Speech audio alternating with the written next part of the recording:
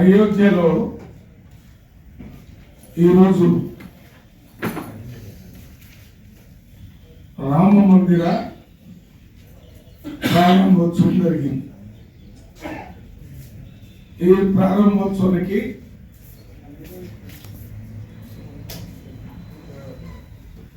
ప్రధానమంత్రి గారు, మంత్రులు, ఇతర పెద్దలందరూ వచ్చారు. కానీ రాష్ట్రపతి ఈ కార్యక్రమానికి రాకపోవటం భారతదేశంలో దళితులు, గిరిజనులకి ఆత్మగౌరవం లేని పరిస్థితి ఇవాళ కనపడుతుంది. మన రాష్ట్రపతి ఒక గిరిజన మహిళ, రాష్ట్రం ఒరిస్సా రాష్ట్రంలో మంత్రిగా పనిచేసింది.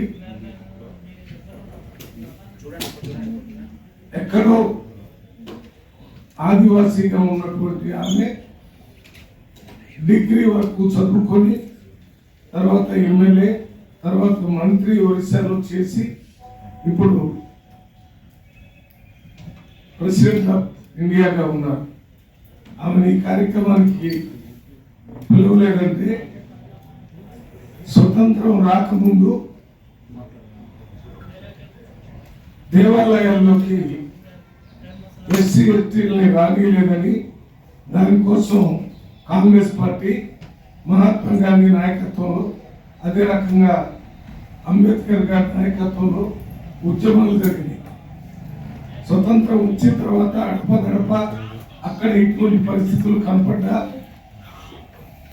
రాజ్యాంగం ఇచ్చిన హక్కు ప్రకారం అందరికీ దేవాలయంలోకి వచ్చేటటువంటి ఒక అవకాశాన్ని ఆనాటి ఉన్న కాంగ్రెస్ ప్రభుత్వం అంబేద్కర్ గారు రాసిన రాజ్యాంగంలో కల్పించడం జరిగింది. ఇప్పుడు 77 సంవత్సరాలు అనుకుంటారు స్వతంత్ర దేశంలో. ఇప్పుడు మన ప్రెసిడెంట్ గారిని ఈ దేవాలయ ప్రారంభోత్సవం పిలవకపోవడం కూడా ఒక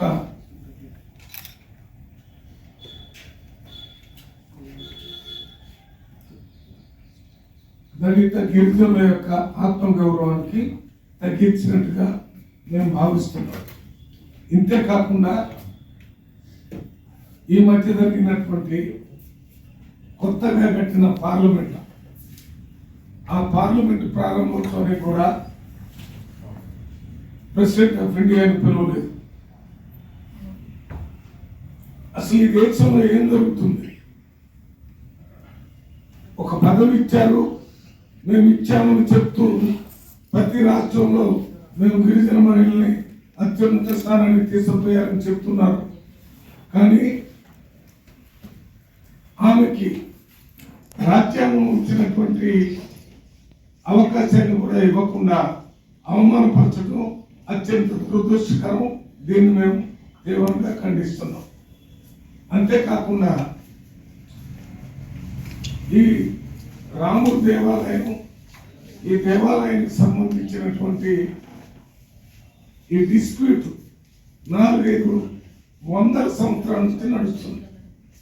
ఈ డిస్ప్యూట్కి ఆ స్థానికంగా ఉన్న court, district court, high court, supreme court, మళ్ళీ సుప్రీంకోర్టు నుంచి కిందకి హైకోర్టు, హైకోర్టు నుంచి కింద కోర్టులు, మళ్ళీ కింద కోర్టు నుంచి పై కోర్టులు, ఈ రకంగా 100 సంవత్సరాలు ఈ సమస్య పరిష్కారం కాలేదు. ఈ మధ్య సుప్రీంకోర్టులో దీని మీద ఒక స్పష్టమైనటువంటి తీర్పు ఇచ్చారు. దానికి అనుగుణంగా మరి ఈ దేవాలయాన్ని కట్టడం జరిగింది.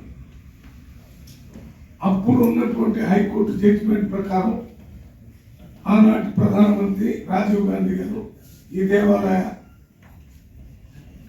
మన ఫౌండేషన్ వేశారు.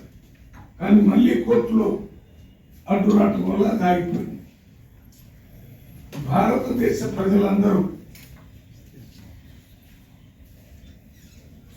ముఖ్యంగా భారతదేశ ప్రజల జీవన విధానం రాముడు ఆయన జీవన విధానాన్ని ఆదర్శంగా తీసుకొని అందరూ అనుసరిస్తున్నారు. అంటే ఒక మాటలో చెప్పాలంటే రాముడు ఇచ్చిన సందేశం, ఆయన జీవితమే ఒక సందేశం. ఆయన ఏ రకంగా తల్లిదండ్రులు గౌరవించాడు, ఏ రకంగా అన్నదమ్ములు గౌరవించాడు, ఏ రకంగా ఏకపత్నివతుడుగా భార్యను గౌరవించాడు, ఏ రకంగా ప్రజా పరిపాలనలో ప్రజావాక్కు ప్రజల మాటకు విలువ ఏ రకంగా ఇచ్చాడు, పరిపాలన సకల జనులకి ఏ రకంగా ఉపయోగపడాలనే కార్యక్రమాన్ని ఆదర్శంగా నడిపినటువంటి రాముడు కాబట్టి భారతదేశంలో పుట్టిన భారతీయులందరి డిఎన్ఏ, భారతదేశంలో పుట్టిన వాళ్ళనే భారతీయులు అంటారు. భారతీయులే భారతదేశంలో ఓటేసేటువంటి హక్కు, జీవించే హక్కు, అన్ని హక్కులు ఉంటాయి దాంట్లో. అటువంటి వాళ్ళ డిఎన్ఏలో రాముడి ఆలోచన విధానం నిక్షిప్తమై ఉంది.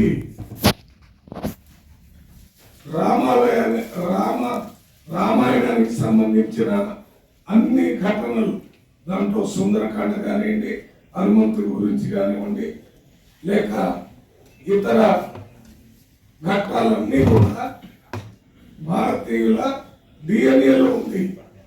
ఇవాళ ఏదో కొత్తగా మోడీ గారు రామాయణాన్ని ప్రజలకి వారి దృష్టికి తీసుకొని వస్తున్నట్టుగా మాట్లాడుతున్నారు. రామాయణాన్ని గురించి అనేక భాషల్లో, ఉత్తరప్రదేశ్లో కానీ, ఆంధ్రప్రదేశ్లో కానీ, కేరళలో కానీ, కర్ణాటకలో కానీ అనేక రాష్ట్రాల్లో అనేక భాషల్లో రామాయణం రాయటం జరిగింది. మూల రామాయణం వాల్మీకి రామాయణం. ఈ రామాయణంలో ఏ రకంగా ప్రజలు ప్రతి సంవత్సరం సీతారామ కళ్యాణం చేసి మన దేశంలో ఉన్న వివాహ వ్యవస్థకి పునాదులు సీతారామ కళ్యాణం ద్వారా ప్రజలకు తెలిసే విధంగా ఉంది. ఇతర దేశాల్లో లాగా పెళ్లి చేసుకున్నప్పుడు రిజిస్టర్ చేసి సంతకాలు పెట్టి రిజిస్టర్ మ్యారేజెస్ భారతదేశంలో లేదు. కోట్లాది మంది ప్రజలు రాములను ఏ రకంగా ఒక్కసారి పెళ్లి చేసుకుంటే జీవితాంతం వారితోనే ఉండాలా, ఒకే భార్య ఏకపత్నివతుడుగా ఉండాలని ఆయన చూపించినటువంటి మార్గంలోనే భారతదేశం మొత్తంలో పెళ్లిళ్ళు జరుగుతున్నాయి. ఒక తాలిబొట్టు కడతారు. ఆ తాలిబొట్టు కట్టిన దానినే 10 మంది దగ్గర పెళ్లి చేసి తాలిబొట్టు కడితే జీవితంలో వాళ్ళతో కలిసి ఉండాలి. పెళ్ళైన తర్వాత భార్యకి సరిగా ఆరోగ్యం బాగలేకపోతే భర్త జీవితాంతం వారి ఆరోగ్యాన్ని సరిచేయడానికి వారితో అన్ని సేవలు చేస్తారు. భర్తకి ఆరోగ్యం బాగలేకపోతే భార్య అన్ని సేవలు చేస్తారు. ఇదంతా రాముడు రామాయణం ఆదర్శంగా తీసుకొని ఈ దేశంలో నడుస్తుంది. అందువల్ల రాముడు గురించి కానీ రామాయణం గురించి కానీ ఈ బీజేపీ మోడీ ప్రభుత్వం చెప్పాల్సిన అవసరం లేదు. మీకంటే 1000 రెట్లు సామాన్య మానవుల్లో రాముడి గురించి సంపూర్ణమైన జ్ఞానం ఉంది. ఏ గ్రామం పేరుకోండి, గ్రామాల్లో రామాలయాలు కట్టారు. చాలా గ్రామాల్లో హనుమంతుడు గుడి కట్టారు. ఈ రెండు లేనటువంటి రాష్ట్రం ఏది ఉండదు. ఉదాహరణకి మన తెలంగాణలో భద్రాచలం పెద్ద రాముడి టెంపుల్ ఉంది. అక్కడ ప్రతి సంవత్సరం సీతారామ కళ్యాణం జరుగుతుంది. ఇవన్నీ సామాన్యంగా ప్రజలు జరుపుకునేటటువంటి కార్యక్రమం. సీతారామ కళ్యాణం జరిగేటప్పుడు పట్టు వస్త్రాలు, తలంబ్రాలు, అవి ముత్యాల తలంబ్రాలు ముఖ్యమంత్రులు నెత్తి మీద పెట్టుకొని పోయి ఆ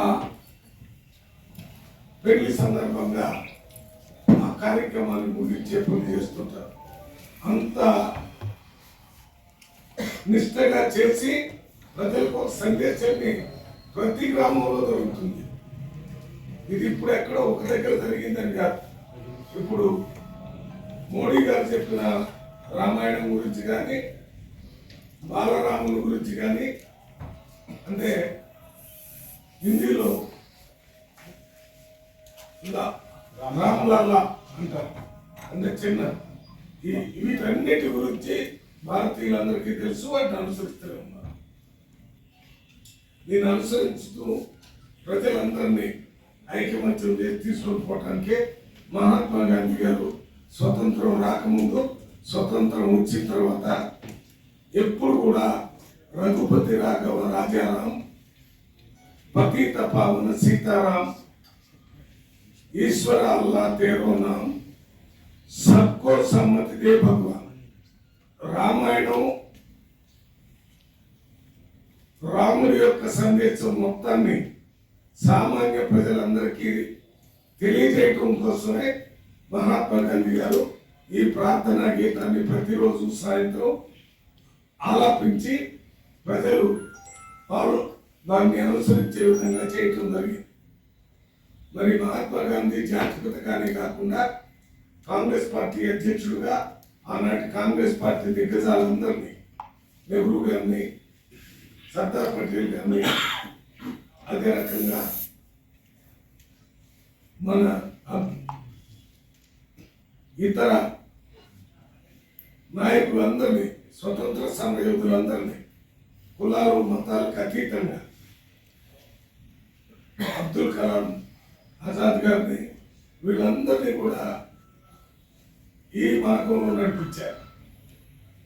రాముడు కోరుకునేది ఏంటంటే సబ్కో సమ్మతి దే భగవాన్, అంటే భారతదేశంలో ఉన్న ప్రజలందరికీ మంచి చేయాలనే ప్రార్థన.